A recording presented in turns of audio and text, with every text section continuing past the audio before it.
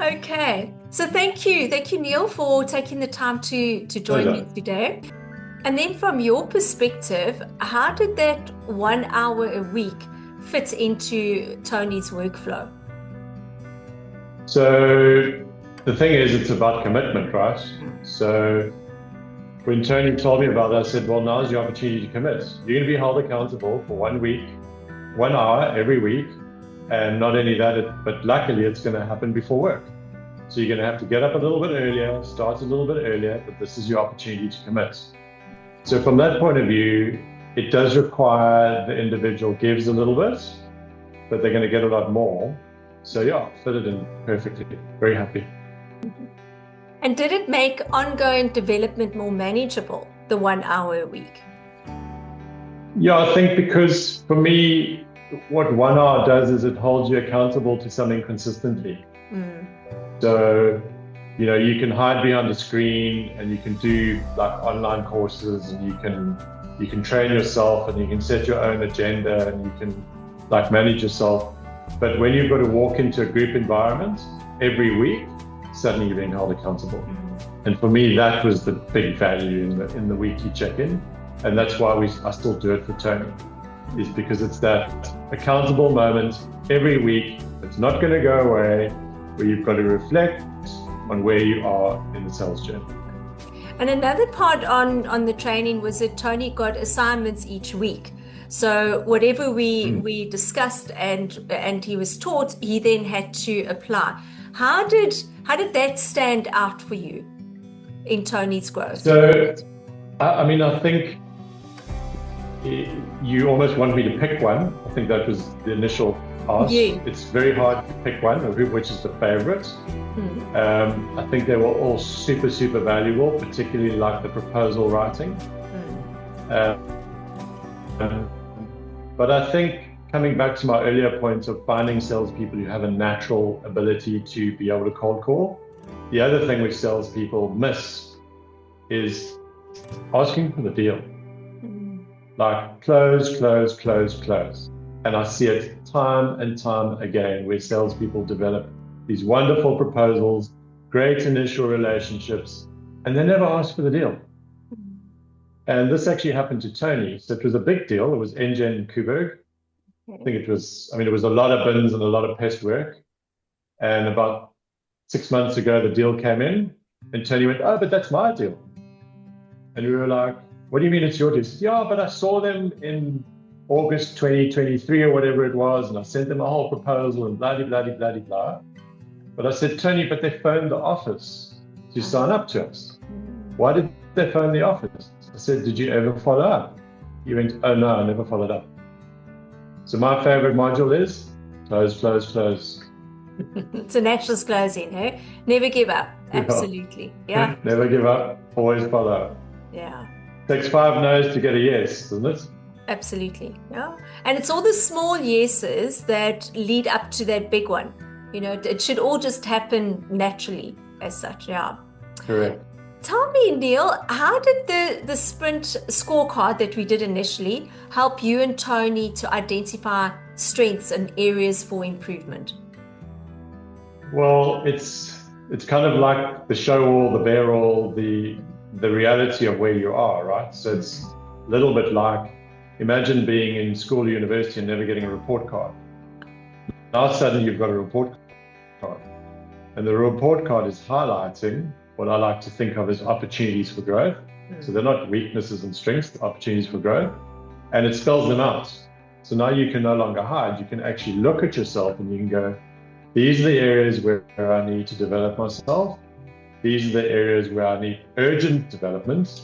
These are the areas where I just need a little extra polishing to make it better. And there it is in black and white, on a single piece of paper, scored for you. And you can see it, you can talk about it, you can track it, you can score it ongoing, and you can really just hold yourself accountable to yourself, which I think is the real value in a scorecard. Absolutely. Thank you. And how did these insights help you to support Tony in developing new habits and achieving goals? So I think what it did is it highlighted to me where the areas for opportunity for growth were. precisely. And when you know that, you can then work with the individual. So if Tony would come to me and talk to me about something, in the back of my mind, I was always going, okay, Tony, so what kind of proposal have you written? Okay, so what kind of introduction did you write? Okay, so what kind of this and that, the next thing. So it really gives you a better educated way to help work with and lead Tony. Super valuable. And then again, you know, I had a meeting with Tony on Monday and I said, right, it's been 3 months, where's your scorecard? Because I want to see how you think you've developed. Yeah. I know how you've developed, and I want to see how you think you've developed. So yeah.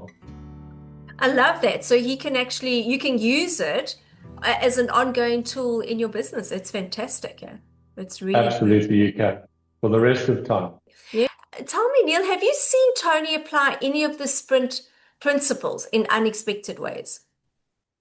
So maybe not in unexpected ways, but I've seen unexpected results. Okay. So I'll give you a simple example. We run a dashboard in the business.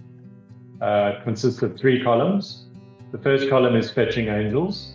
So what is an angel? An angel is a business or potential client I've seen or heard of.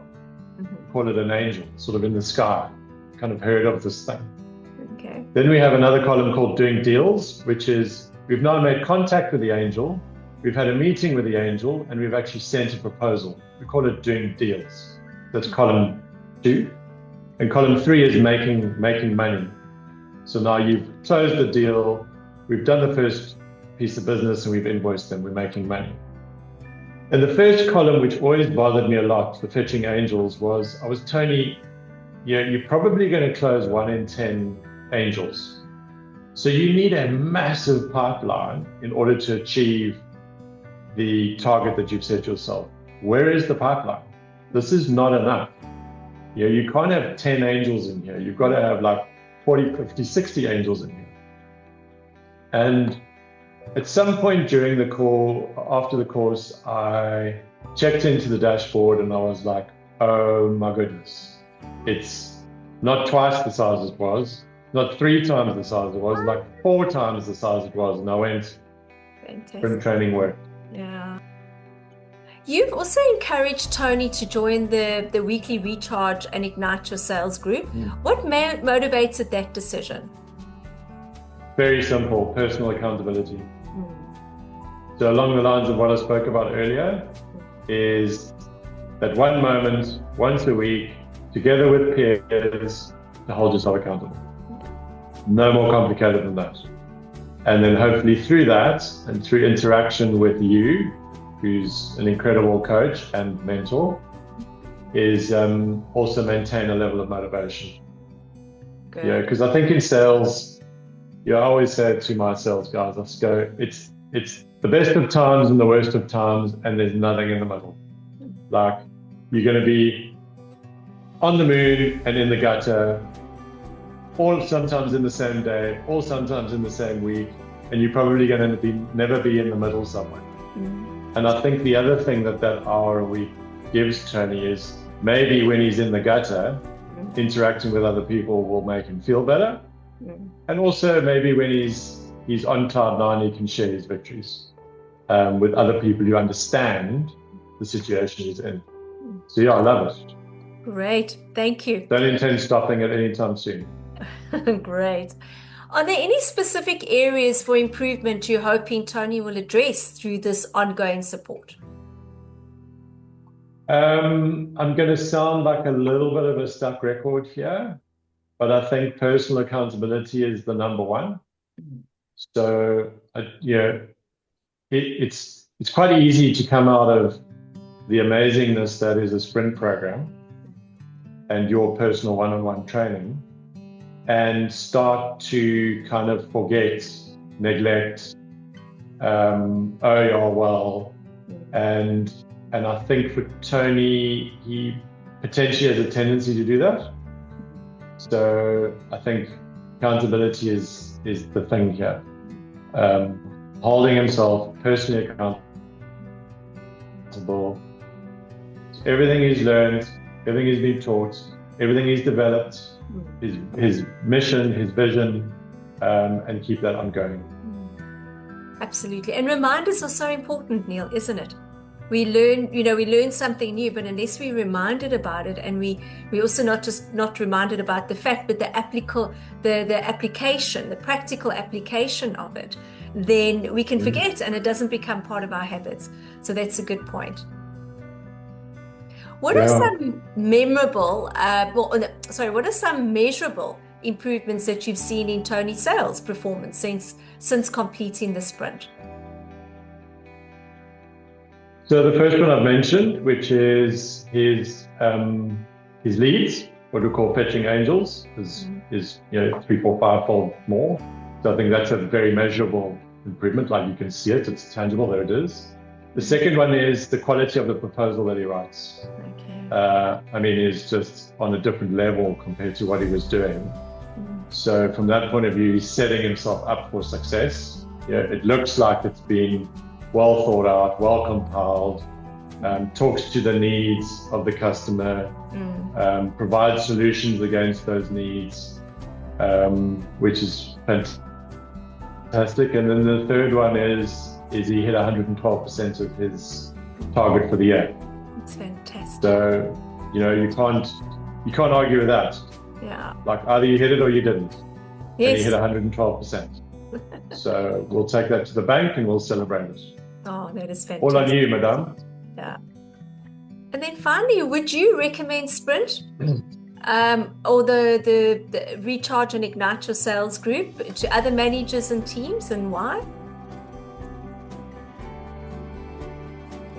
Yeah, so I think importantly, what I thought I was signing Tony up to was primarily an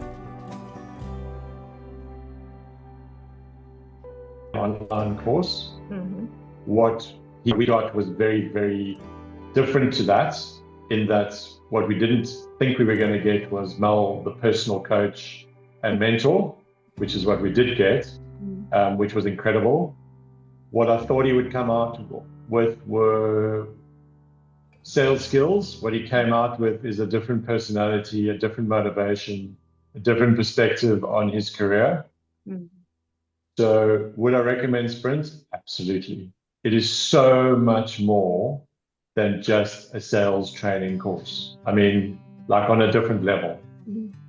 And if you've got anybody who you think maybe needs some skills polishing or skills reminder, and all salespeople do all the time, or needs that extra motivation or personal development or confidence or anything like that in the world, bearing in mind we all work for sales organizations, then that person should go.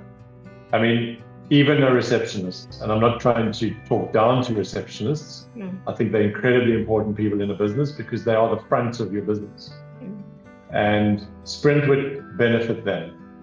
If you think about the fact that we should always be in selling mode, your receptionist is the front of your bill, is the face of your organization, and could be selling. Yes. All the time, even to existing customers. So when David from Motorwise said to me that he was sending Nicole, who services our business as the face of the business, I was like, you've made the perfect decision. Thank you. Thank you very much. Go for it, you won't regret it. Yeah.